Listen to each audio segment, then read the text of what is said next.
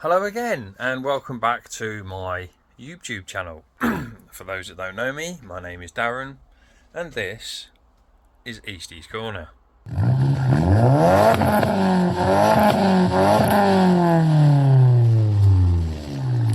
Right then, I was in the middle of editing the first part of the original part of this video, and I lost it in the footage. I lost it during the editing stages. I don't know how I did it, but yeah, it's probably because I'm shit.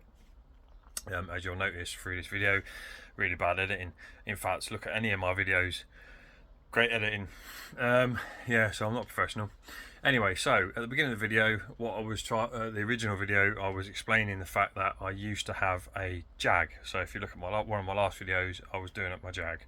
It was an XF 3 litre V6 twin turbo diesel. And yeah, I've made some pretty decent changes to it, quite moderate changes, spoiler, side skirts, etc. Had the windows tinted.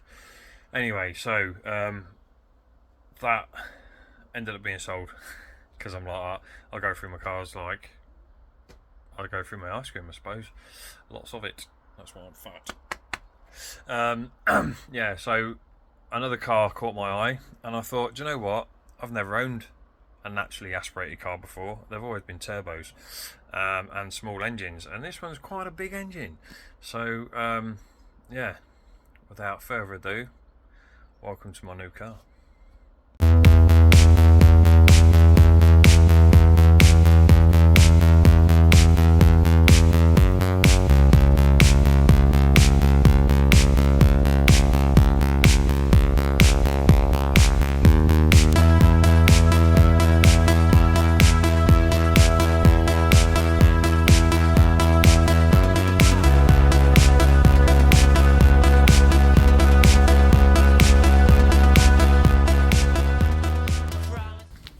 And there you saw some more shit editing. It's great, isn't it? Anyway, so yeah, so that's my new car. It's an Audi 4.2 V8 S5. It's a 2007, last of the naturally aspirated engines, or the Audi line, I think. Yeah, pretty much. So I bought the car, and it's got a few issues. I bought it quite cheapish. I paid for it basically what I got from my Jag. So I haven't lost out on any money really, to be honest with you. So it's got a full Milltek sports exhaust on it, which rattles. The reason for it rattling is because one of the engine mounts has gone.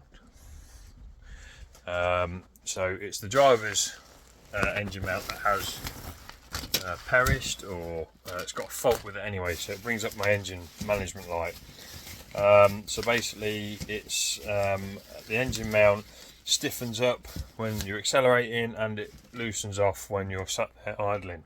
So this is the engine mount. I think it was £203. It's an original OEM Audi Volkswagen part. So yeah, so in the end I paid £203 for it.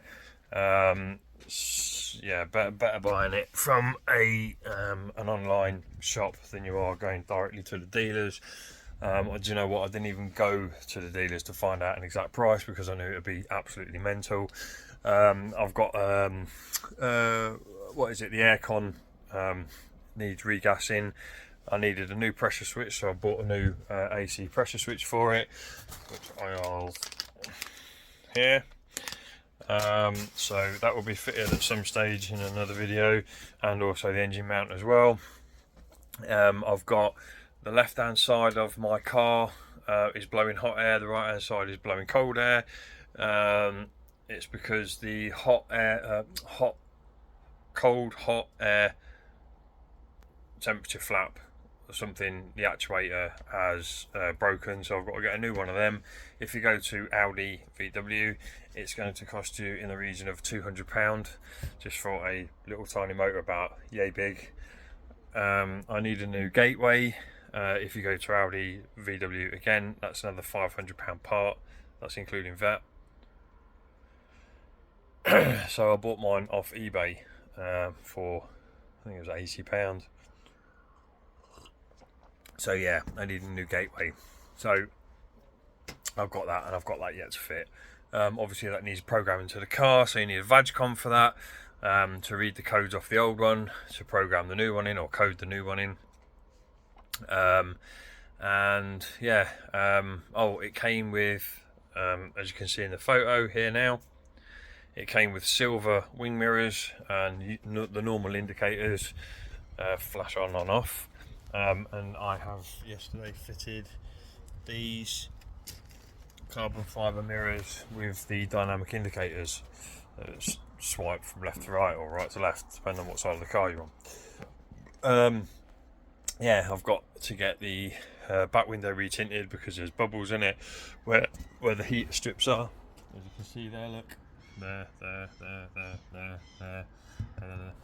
You get the picture. So yeah, it's bad and it needs redoing.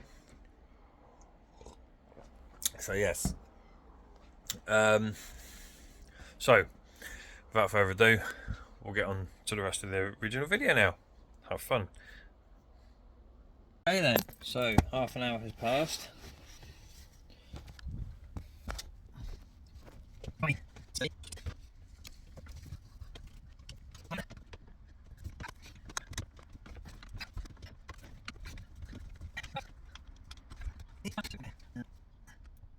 Okay.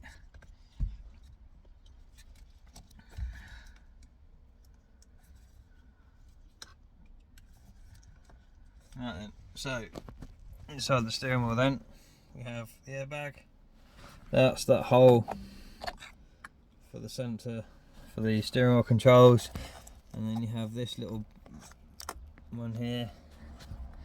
I think you got to push that in to release. I can't do it with one hand, so I'm going to stick it there.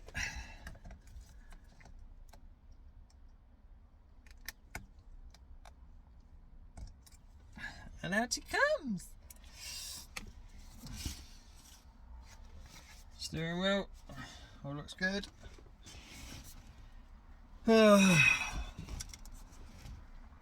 So that's the airbag. Just put it there for a minute. Okay, this looks like I'm gonna need a big boy. So it's an E socket by the looks of it. So I've got some of them. So let's have a look in my tool drawer. It's one of these bad boys here. So let's take all of them and we'll go and have a look. It might be that one there. No, it's not.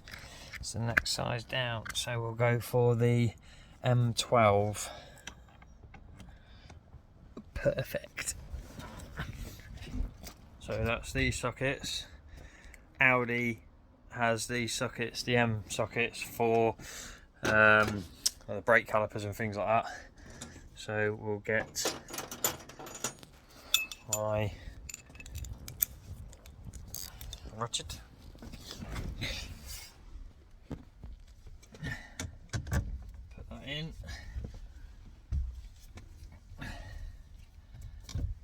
And there we have it. It's that easy. Oh, and there it is. Right then, so, and there it's off. It's just off. Off it comes.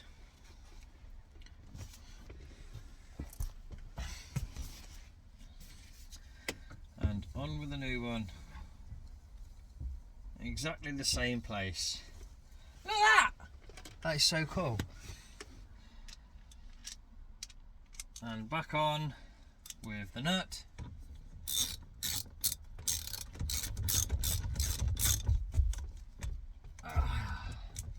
Spinny, spinny, spinny.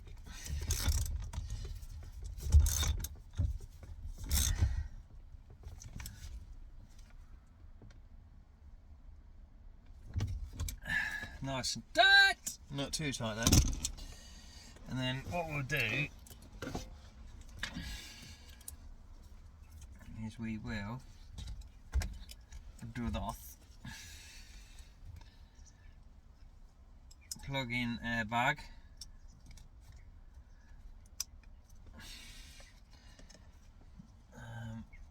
Put them back in there.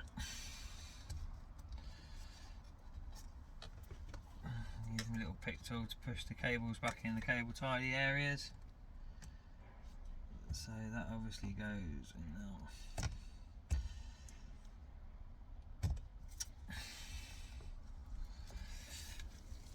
I'll show you. Oh no! Crap it! Oh.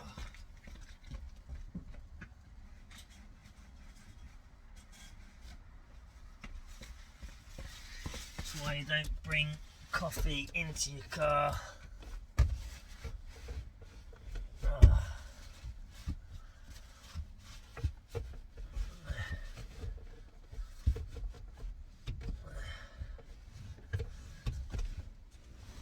Okay, mishap!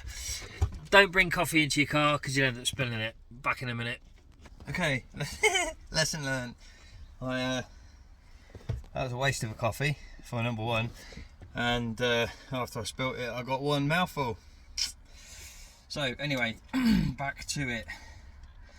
Right, so we need to reconnect this plug here. Get that back into its little place. Push the wires back into the little wire guides.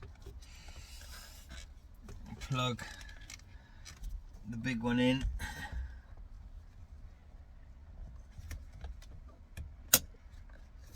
That's in there. And then that goes back into place. Looks good. Right then. Oh. Let's take the caps off this one.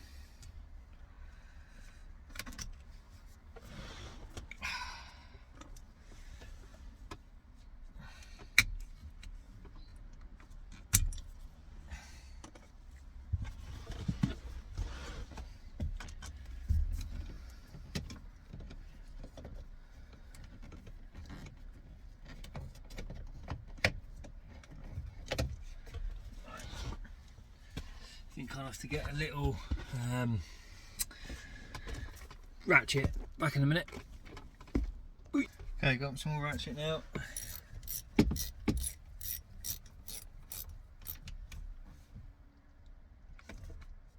That's that one.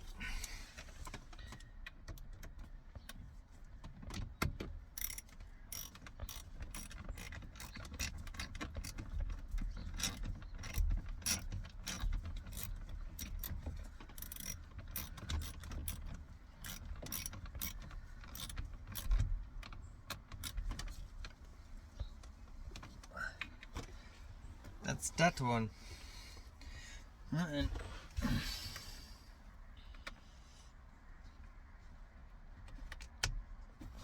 Put the little caps back in place.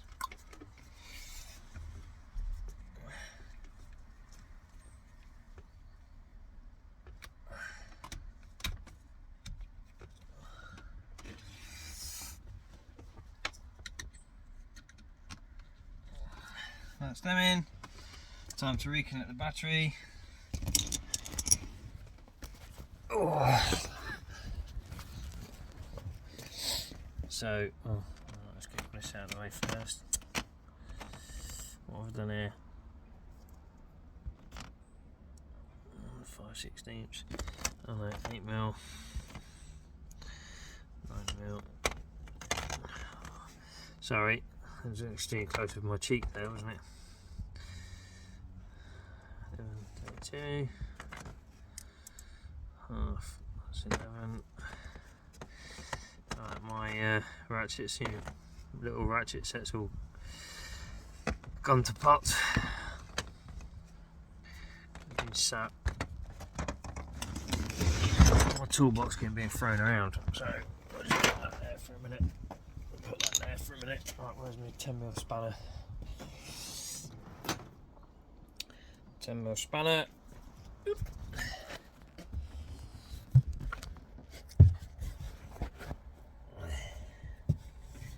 So you connect the positive first.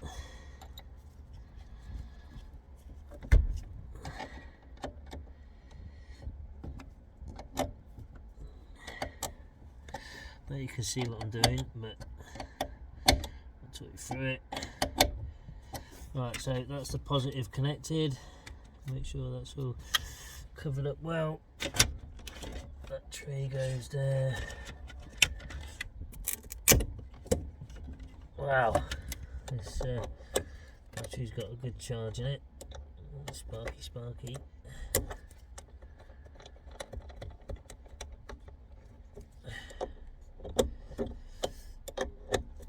Negative is on. As you can see, positive under there, all connected. Negative connected. Now, just put all the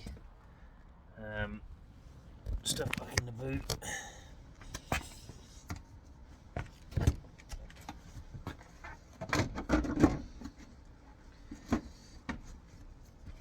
That's like the battery tray cover thing. In with the spare wheel.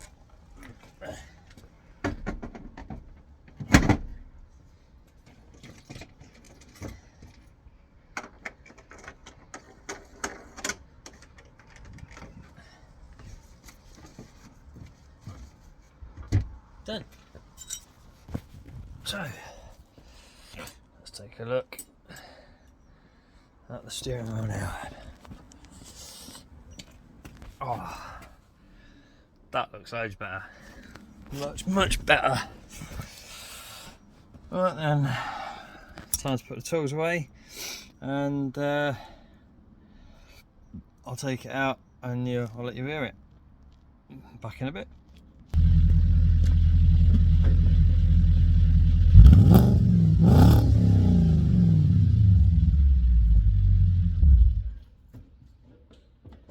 That's what the S5 sounds like. It's pretty cool.